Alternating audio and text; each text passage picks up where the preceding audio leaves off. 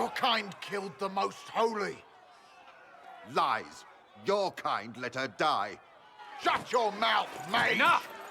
Knight Captain. That is not my title. We are not Templars any longer. We are all part of the Inquisition. And what does that mean exactly? Back already, Chancellor. Haven't you done enough? I'm curious, Commander, as to how your Inquisition and its herald will restore order as you've promised. Of course you are. Back to your duties, all of you.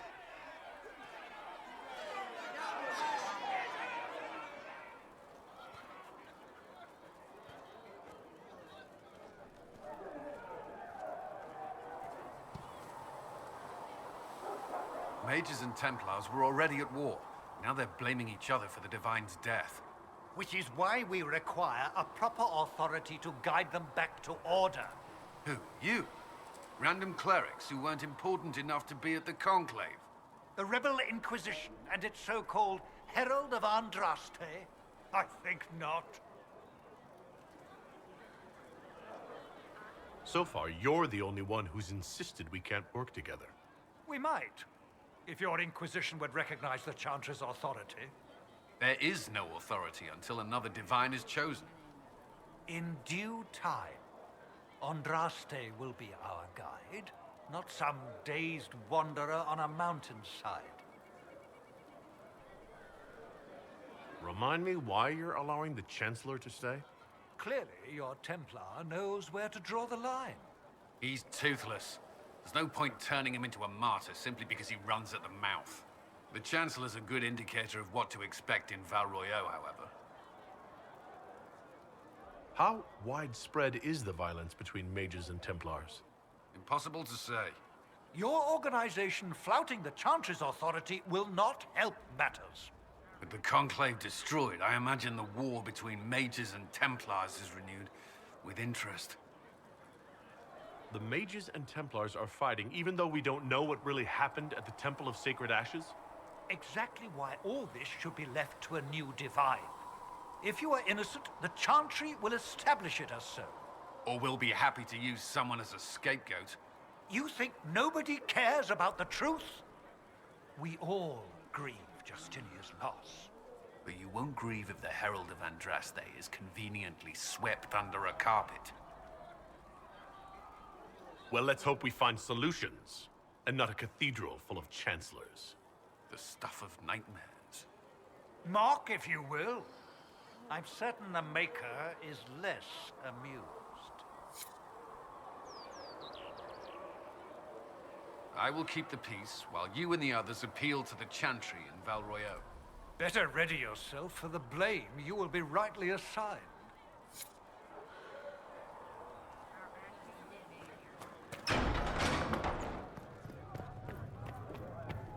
A learned child is a blessing upon his parents and onto the Maker. Apothecary Adon will have more poultices for the injured as soon as possible, revered mother. Thank you, child. You are doing the Maker's work. Have you been My able to Creator, save many judge me people? whole. More than if we Find had me not well tried. within your grace. Touch me with fire that I be cleansed. Tell me I have sung to your approval. Greetings, Herald of Andraste. How fares your quest to seal the breach? Not as well as it should. How can people focus on trivialities when faced with the breach? It is easy for us to imagine that mundane matters fall aside in tumultuous times. The Chant of Light does not speak of feeding troops or arranging meetings or any such mundane concerns. But every organizational detail you contend with, Andraste herself once faced. These trivialities are steps on your path to victory, even if history never remembers them. You keep talking as though I'm the equal of Andraste. Do you know how unnerving that is? I can only imagine. But we are all given to our purpose under the Maker. A sword does not ask to be forged. And frankly, if such a comparison gives you pause, I do not see that as a bad thing. In any case, I pray this Inquisition proves less brutal than its predecessor.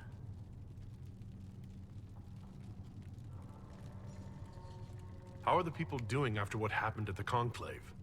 They are scared, of course. Many have lost homes or loved ones.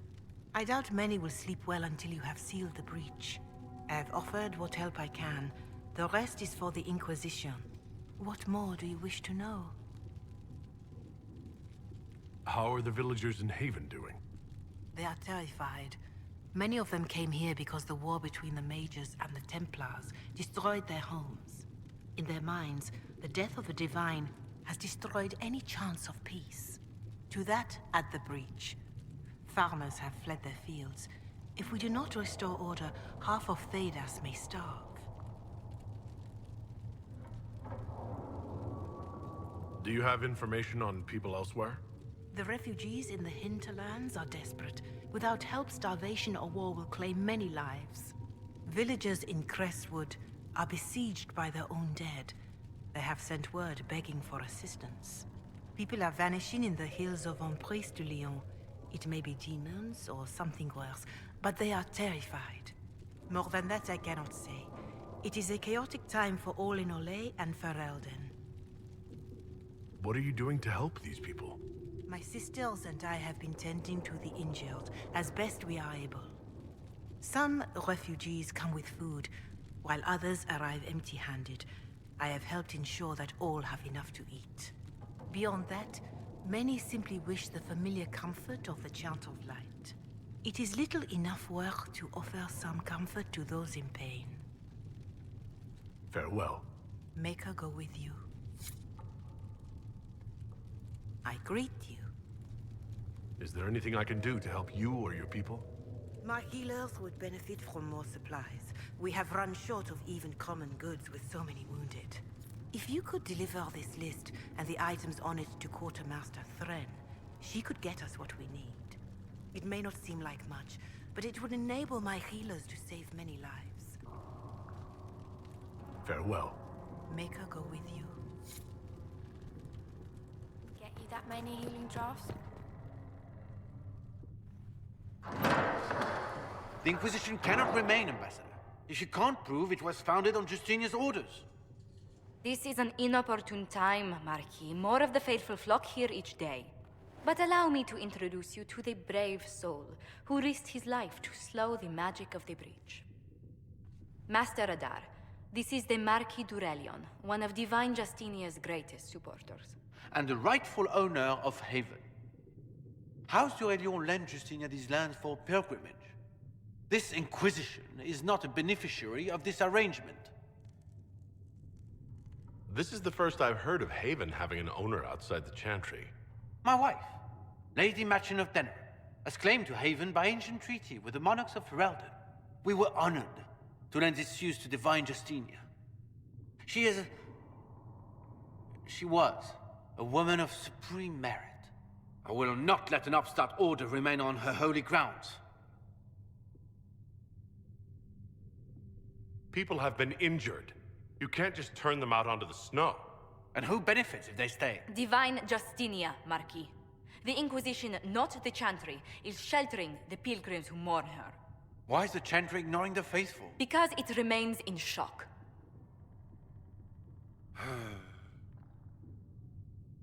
We face a dark time, Your Grace.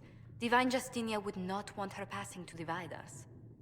She would, in fact, trust us to forge new alliances to the benefit of all, no matter how strange they might seem.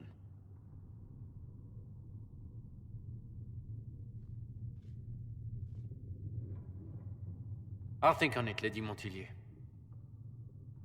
The Inquisition might stay in the meanwhile.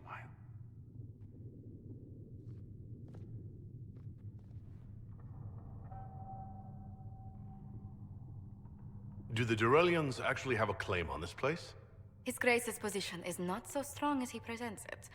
Despite our Ferelden relations, the Durelions are Orlesian. If the Marquis wishes to claim Haven, Empress Selene must negotiate with the Ferelden on his behalf. Her current concerns are a bit larger than minor property disputes. His Grace was all bluster then. Even should he leave, the Marquis will share his thoughts on us upon his return to Val Royeaux. Every guest we receive, and we will receive them, will spread the Inquisition's story. An ambassador should ensure the tale is as complimentary as possible.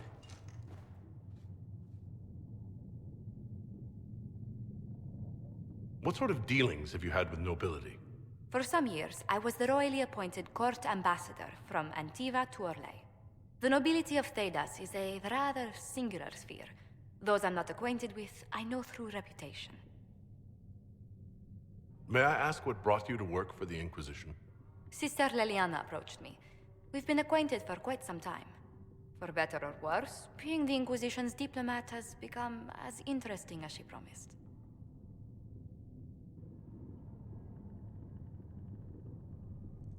I'm glad for your help. I have a feeling the Inquisition's going to need it. I do believe you are correct. Thedas's politics have become agitated as of late. I hope to guide us down smoother paths. But please excuse me. I've much work to do before the day is done.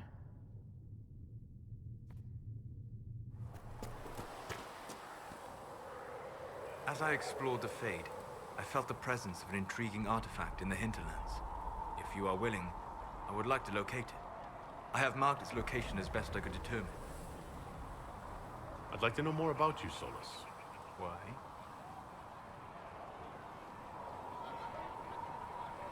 Why not? Privacy? Caution? Concern about the direction of this Inquisition once our work is done? Then don't tell me. I wasn't asking as part of the Inquisition. I'm sorry. With so much fear in the air. What would you know of me?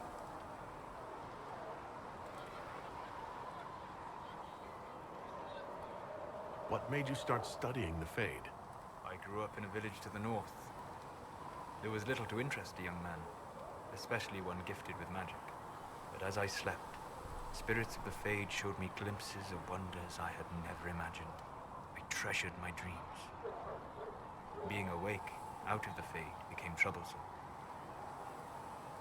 Did spirits try to tempt you? No more than a brightly colored fruit is deliberately tempting you to eat it. I learned how to defend myself from more aggressive spirits, and how to interact safely with the rest. I learned how to control my dreams with full consciousness. There was so much I wanted to explore. I gather you didn't spend your entire life dreaming. No. Eventually, I was unable to find new areas in the Fade. Why? 2 reasons. First, the Fade reflects the world around it. Unless I traveled, I would never find anything new. Second, the Fade reflects and is limited by our imaginations.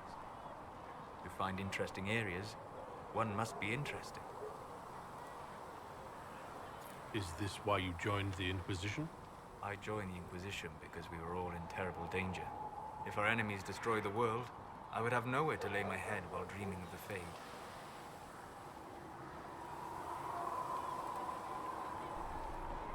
Well, it's not the worst reason I've heard to go out and enjoy life. I'm glad to hear it. In truth, I have enjoyed experiencing more of life to find more of the Fade. How so? You train to flick a dagger or an arrow to its target. The grace with which you move is a pleasing side benefit. You have chosen a path whose steps you do not dislike because it leads to a destination you enjoy. As have I.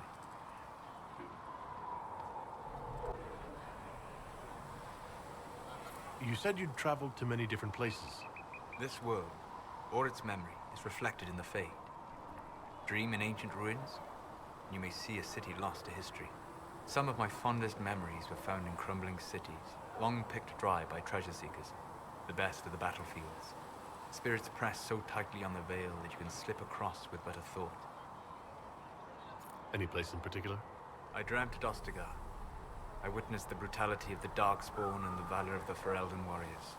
I saw Alistair and the hero Ferelden light the signaled fire, and Logain's infamous betrayal of Kaelin's forces. I've heard the stories. It would be interesting to hear what it was really like. That's just it.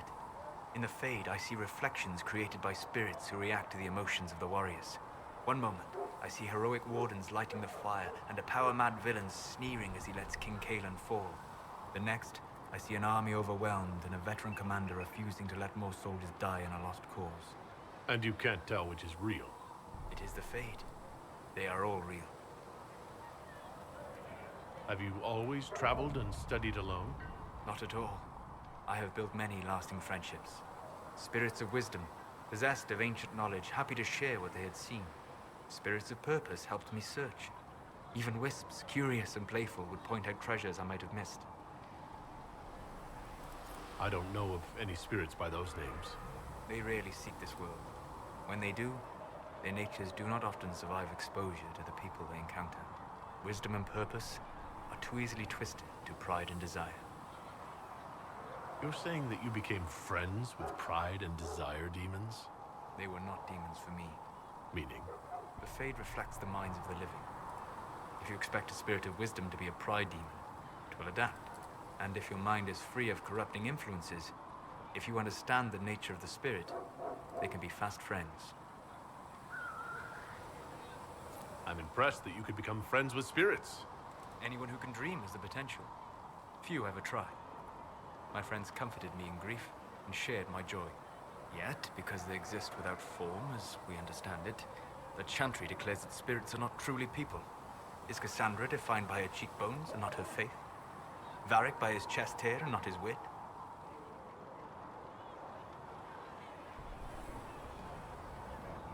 I'm certain you have some rhetorical trick ready to counter anything I say. It's likely. I've had a lot of time to discuss the question with people. Or spirits, if you prefer. We'll talk later. Goodbye.